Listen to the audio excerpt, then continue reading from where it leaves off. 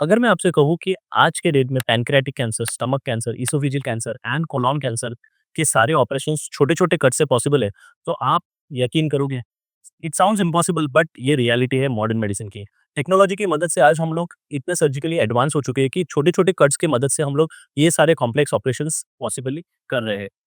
नमस्ते दोस्तों, मैं हूं डॉक्टर अज़हर, आपका एक minimal access and colorectal surgeon and आज मैं आपको बताऊंगा साइंटिफिक एविडेंस के साथ कि कैसे मिनिमल इन्वेजिव टेक्निक से पेशेंट्स को एक एडिशनल ऑप्शन दिया है ट्रेडिशनल ओपन सर्जरी के साथ-साथ और जहां पे एक्सीलेंट एंड कंपैरेबल रिजल्ट्स भी उनको मिलते हैं। स्टे टिल द एंड क्योंकि लास्ट में मैं आपको बताऊंगा कि कैसे डिसाइड करना है कि कौन सा सर्जरी आपके लिए या आपके पेशेंट के लिए बेटर रहेगी। दोस्तों, पहले पेशेंट के पास सिर्फ एक ही ऑप्शन था ट्रेडिशनल ओपन सर्जरीज, जहाँ पे most of the time larger incisions रहते हैं, जो 15, 20, 25 सेंटीमीटर्स रह सकते हैं। लॉन्गर हॉस्पिटल स्टे रहते हैं, जिसमें एवरेजली 7 टू 10 डेज रहते हैं बेस्ड ऑन द ऑपरेशन। ज़्यादा पोस्ट ऑपरेटिव पेन रहता था, स्लोअर रिकवरी रहती थी and higher chances of infection and future complications like hernia रहते थे। तो ये प्रॉब्लम्स थे जो ट्रेडिशनल ओपन सर्जरीज के साथ थे एंड धीरे-धीरे करके जैसे टेक्नोलॉजिकल एडवांसमेंट हुआ तो मिनिमल इन्वेसिव अप्रोचेस को हम लोग ने यूज़ करना शुरू किया फॉर बिनाइन केसेस जैसे कि हर्निया होता है, गॉल ब्लैडर होता है एंड हिस्टेक्टोमी होती है एंड धीरे-धीरे करके हम लोग ने उन्हीं प्रोसीजर्स को रेप्लिकेट करना शुरू कर दिया फॉर ऑन्कोलॉजिक सर्जरीज़। मैं एक बात यहाँ पे क्लियर करना चाहता हूँ कि ओपन सर्जरीज़ और most of the things is gold standard and उसी के साथ कंपैरिजन में हम लोग उसके आउटकम्स देखते हैं मिनिमल इन्वेसिव सर्जरी के।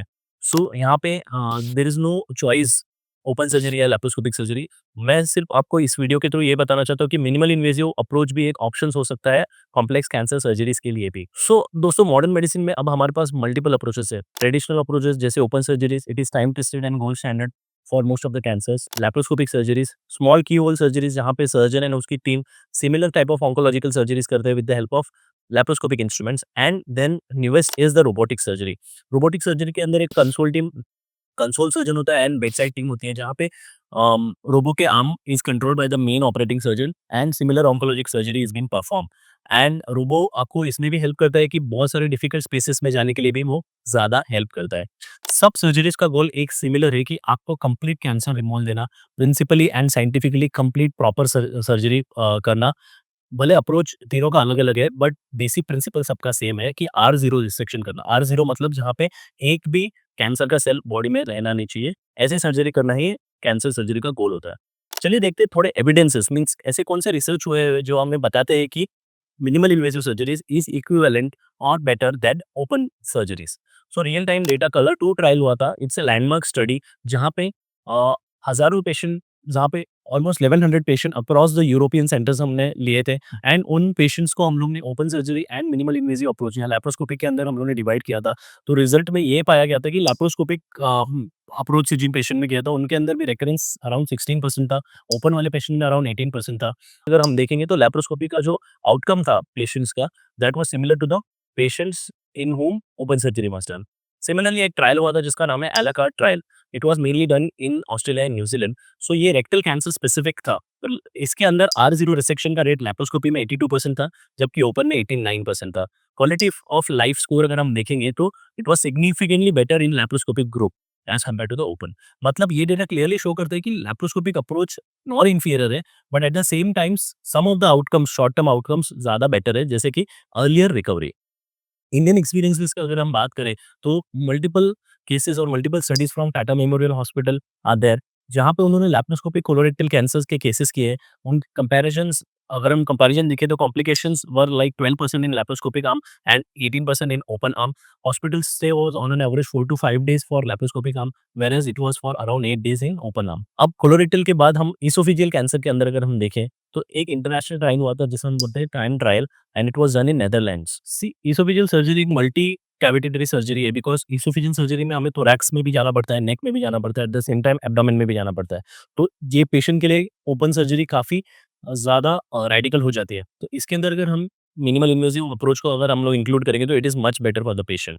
सो मिनिमम इस टाइम ट्रायल के अंदर 115 पेशेंट्स को रैंडमाइज़ किया गया था for minimal invasive esophagectomy versus open esophagectomy. So इसमें हम लोग को पता चला कि पल्मोनरी इन्फेक्शन जो चेस्ट में इन्फेक्शन होते हैं वो लैप्रोस्कोपिक आर्म में अराउंड 29% है, जबकि ओपन में अराउंड 57% है।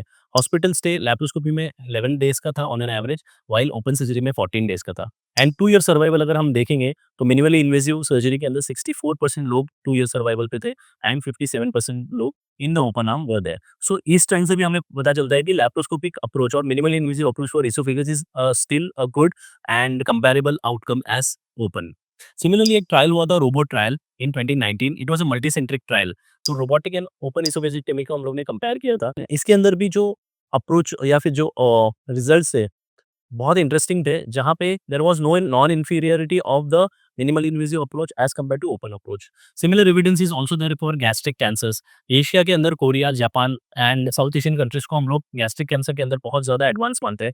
तो वहाँ पे एक क्लास 2 ट्रायल हुआ था जिसने बताया था कि एडवांस गैस्ट्रिक कैंसर के अंदर भी लैप्रोस्कोपिक अप्रोच से इक्विवेलेंट सिमिलर आउटकम्स मिलते हैं as compare to open surgery and quality of life जो रहता है वो बेटर रहता है इन minimal invasive surgery. Similar data was seen in Japanese clinical oncology study जहाँ पे 5-year overall survival rate for laparoscopy in stage 1 gastric cancer was comparable with the open surgery. दोस्तों अगर हम पैनक्रियाटिक कैंसर के बारे में बात करें या फिर पैनक्रियाटिक सर्जरी के बारे में बात करें तो पैनक्रियास एक बहुत ही कॉम्प्लेक्स ऑर्गन है जहाँ पे open surgery remains the traditional hero और ट्रेडिशनल गोल्ड स्टैंडर्ड। बट इसके अंदर भी वेरियस ट्रायल्स है जैसे कि लेपर्ड ट्रायल है, डिप्लोमा ट्रायल है। इन इन ट्रायल्स के अंदर ये बताया गया है कि जो डिस्टल पैनक्रियाटेक्टमी है या फिर जो डिस्टल पैनक्रियास के कैंसर्स है उनको भी हम लोग बहुत अच्छे तरीके से मिनिमल इन्वेसिव अप्रोचेस से कंपैरेबल ऑन्कोलॉजिकल आउटकम्स कर सकते हैं। At the same time short term recovery is much better as compare to the open surgery. So दोस्तों ये वीडियो के पीछे का मकसद यही था कि आपको ये बताना कि minimal invasive approaches for cancer surgeries are also at par with the open surgeries. But किन चीज़ों का हमें ध्यान रखना चाहिए before we opt for minimal invasive surgery वो मैं आपको अभी बताने वाला हूँ। दोनों अप्रोचेस में कैंसर रिमूवल की इफेक्टिविटी अच्छी रहती है। चॉइस पेशेंट के condition, surgeon expertise, available facilities, infrastructure, इन सब पे भी डिपेंड करता है। अगर हम लोग इंडियन सिनेरियो देखेंगे तो टाटा मेमोरियल हॉस्पिटल में बहुत सारे मिनिमल इन्वेसिव अप्रोचेस होते हैं with for the cancers. Similar Similar type of surgeries has also been done in AIIMS, New Delhi and various big chains of hospital like Apollo chains of hospital। इन सब में भी बहुत ही minimally invasive approaches से बहुत सारे complex oncological रिसेक्शंस regularly होते हैं। At the same time मैं ये भी बताना चाहूँगा कि most of the insurances and most of the government schemes are also promoting minimally invasive approach for oncological surgeries wherever feasible. So दोस्तों हर एक कैंसर पेशेंट को हम लोग मिनिमली इन्वेसिव अप्रोच से ही करना चाहिए? नहीं, ऐसा नहीं है। There are some criterias. Ideal candidates वो है फॉर मिनिमल इन्वेसिव अप्रोचेस जिनका early to moderate stage of cancer है, जिनका कैंसर बहुत कॉम्प्लेक्स नहीं है या फिर बहुत ज़्यादा चिपका नहीं है अदर ऑर्गन्स के साथ, जिसका कार्डियोवैस्कुलर फिटनेस बेटर है, जिनके एब्डोमेन पे प्रीवियस सर्जरीज नहीं हुई है एंड ट्यूमर का लोकेशन ऐसा जगह पे है which is feasible for minimal invasive approaches. So these all candidates are better. So centre का रिक्वायरमेंट क्या होता है? सेंटर के रिक्वायरमेंट में आप जहाँ पे भी सर्जरी करवा रहे हो उस सर्जन में सबसे इंपॉर्टेंट है एक्सपीरियंस टीम होना।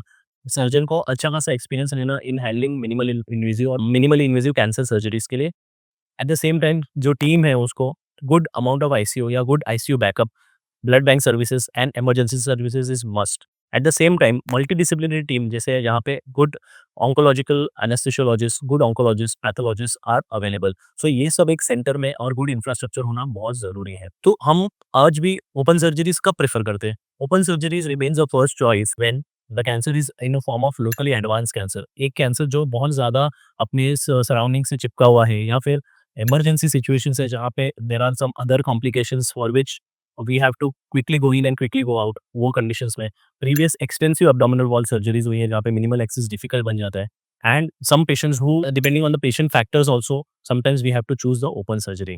Remember no approach is superior और इंफीरियर। आपके लिए जो राइट चीज है वो आपके सर्जन आपको बता देंगे। Minimally invasive and newer technologies क्या आ रही है आजकल? इमर्जिंग टेक्नोलॉजीज में सिंगल पोर्ट सर्जरीज भी अवेलेबल है जहाँ पे एक सिंगल पोर्ट से आप पूरा ऑपरेशन कंप्लीट कर सकते हो। एआई एनहांस रोबोटिक सर्जरीज आ रही है। फ्लोरेसेंस गाइडेड सर्जरी जहाँ पे आप लिम्फ नोड्स को देख के जिस लिम्फ नोड में वो ड्रेनेज है उसे लिम्फ नोड्स को आप निकाल सकते हो। ऑगमेंटेड रियलिटीज मीन्स आपके इमेजिंग को आपके सर्जिकल फील्ड के साथ फॉलो कोलैबोरेट कर देते हैं तो उन्हें पता चलता है कि exactly what is the extent of the tumour. Intra operative ultrasonography भी अवेलेबल है जहाँ पे हम लोग सोनोग्राफी के लिए देख के आपके ट्यूमर को हम रिसेक्ट कर सकते हैं। तो ये सब चीजें is not future, actually they are current but they are not very commonly used, but these are the trends which is going to be very common.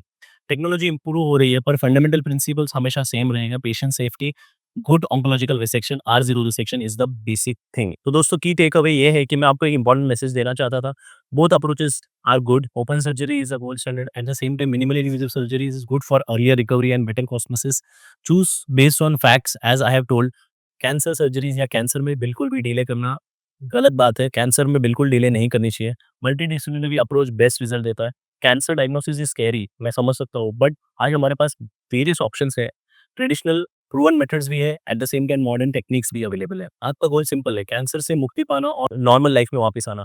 हम सर्जन्स का भी गोल यही हो कि आपको बेस्ट पॉसिबल आउटकम्स देना। और एक इंपॉर्टेंट बात है, रिमेंबर सर्जरी एक स्टेप है आपके हीलिंग जर्नी में। रिकवरी, फ़ॉलो-अप, लाइफ़स्टाइल चेंजेस सब उतना ही इक्वली इंपॉर्टेंट है। अगर आपको ये वीडियो हेल्पफुल लगा तो प्लीज़ शेयर कीजिए ऐसे किसी इंसान के साथ जो इस प्रॉब्लम से अभी फेस कर रहा है। किसी और पेशेंट को भी ये शेयर कीजिए ताकि वो अपने लाइफ में इन्फॉर्म्ड डिसीजंस में ले सके। मैं हूँ डॉक्टर अज़हर और बेयर मेटल्स पे हम एविडेंस बेस्ड मेडिकल इन्फॉर्मेशन आप तक पहुँचाते हैं। सब्सक्राइब कीजिए एंड बेल आइकन दबाइए।